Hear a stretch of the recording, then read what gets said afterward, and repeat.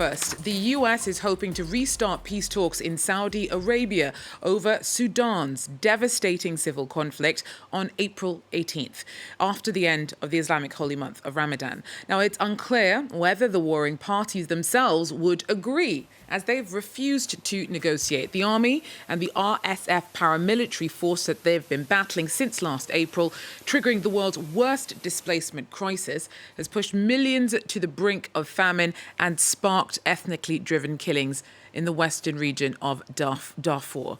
Now, its governor, Mini Minawi, heads up the Breakaway Sudan Liberation Movement, and it's pledged to fight alongside the military against the RSF.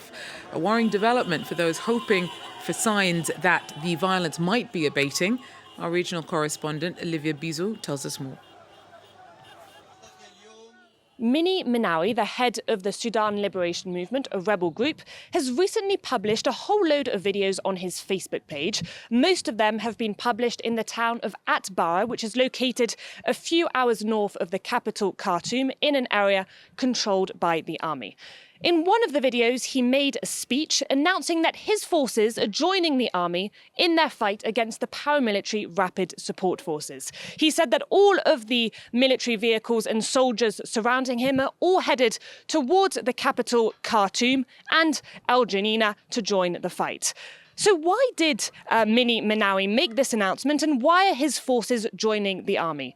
Well, he justified his decision by saying that in the face of atrocities committed by the RSF, he can no longer just stand by and watch. Most of these atrocities have been committed in the western region of Darfur, where the RSF have been accused of committing crimes against humanity and an ethnic genocide. Our team in Nairobi recently published a report about these atrocities, which you can find on the France 24 website. But although Mini Minawi presents himself as being on the right side of history, the army isn't exactly innocent either. Both the army and the paramilitary Rapid Support Forces have been accused of shelling residential areas, of targeting civilians, and of blocking essential aid.